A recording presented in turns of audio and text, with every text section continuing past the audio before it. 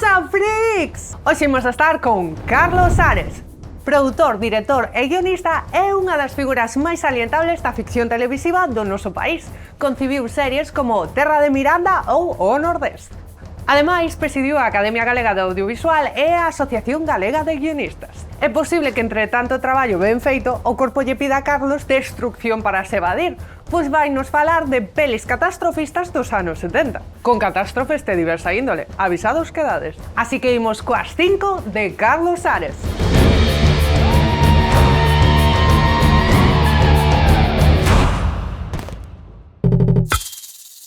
Coloso en Llamas é unha peli setentera por completo. Nos anos 70 había moitas películas de catástrofes e Coloso en Llamas é que un rascacielos de repente ten un incendio e entonces, claro, son bombeiros, son a xente que está ali e claro, é un precursor de La Jungla de Cristal.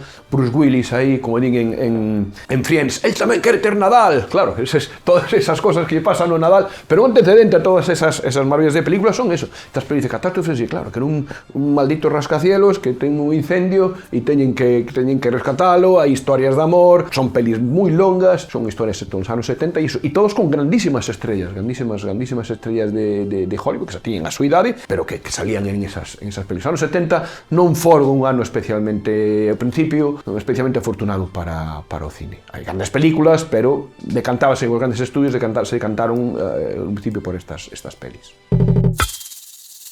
A Altura del Posidón é unha locura. É un gran barco que ten un problema, que naufraga, que dá volta e é outra peli de catástrofes. Anos 70, grandes producións, de moito diñeiro que levaban xente ao cine, pero que, bueno, claro, mesinos os produtores, os tíos dos estudios. No, teño unha gran idea, non con un arrañaceo, vamos a facelo con un barco baixo mar, con desastre. Hai unha cosa con Titanic. Titanic me parece unha maravilla porque todo mundo sabe como acaba e a xente aguanta a peli. O sea, me parece unha maravilla. E que todo mundo sabe o que dixo o capitán do Poseidón e o capitán do Titanic. Cando veu o iceberg, o capitán do Titanic dixe, dalle equilibras, non? Entonces, bueno,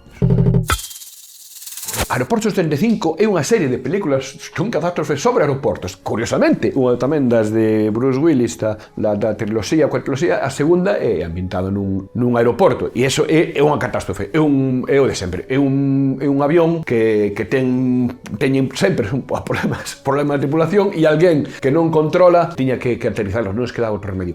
Estas, repito, son estas cosas, pelis de catástrofes dos anos 70, porque Hollywood tiña un problema nos anos 70 hasta que apostaron polos barbudos. Quenes son os barbudos? Os barbudos son George Lucas, Spielberg, Coppola e Scorsese. Apostaron por eles porque o cine era deste tipo. Entonces, apostaron por os barbudos e a cousa, carai, foi a moito mellor.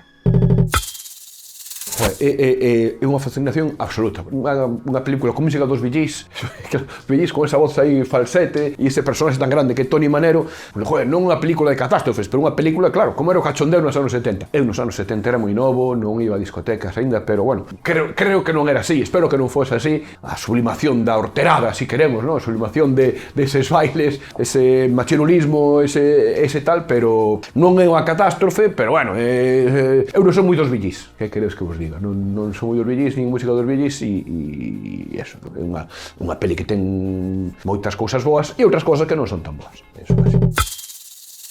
Loca historia del mundo. É unha maravilla de película. Eu recordo vela un Nadal precisamente cos meus pais e escarallenos de risa. Vina no cine tamén, por suposto, pero unha película de Mel Brooks. Eu admiro moito a Mel Brooks. Ten unha grandísima película que chama Los Produtores, ou El Jovencito Frankenstein. Ten moitas grandes películas, pero isto é unha locura, unha revisión da historia da humanidade que é unha auténtica locura. Non é dos anos 70, é do 81, entonces, por pouco, pero é, digamos, o final dos anos 70 e o gran Mel Brooks fai unha peli, unha comedia moi tola, ou incluso o bonito, casi o máis bonito da película é anuncia unha segunda parte que nunca se fixo, no que sale Hitler on Ice, e sale Hitler, un tipo de Hitler patinando. Entonces, claro, me parece unha maravilla. Ese gag maravilloso do rei Luis XV, pobre, disparaba un pobre e disparaba a un señor. Non, teñen gags maravillosos e eu, como estou tan a favor da comedia, e unha comedia tan loca, e recordo a felicidade de rir como os pais un Nadal, pois, joder, é unha maravilla.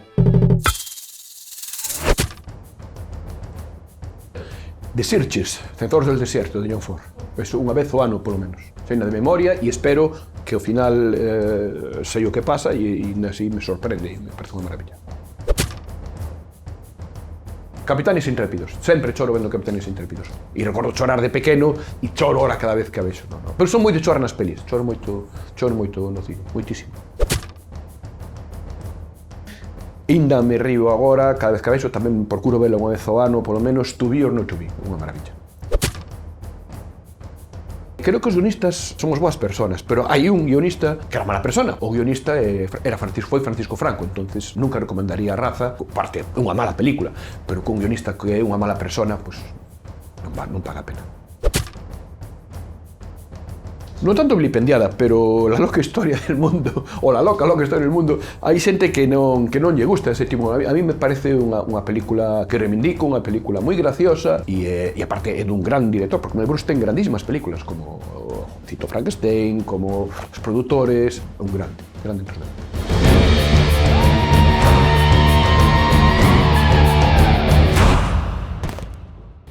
Bueno, que? Gustou-vos a entrevista? Pois se vos gustou, dadelle o like, compartide e suscribidevos. Por favor, dadelle un pouco aí o like, que teño a miña familia explotada aquí no YouTube para que isto suba.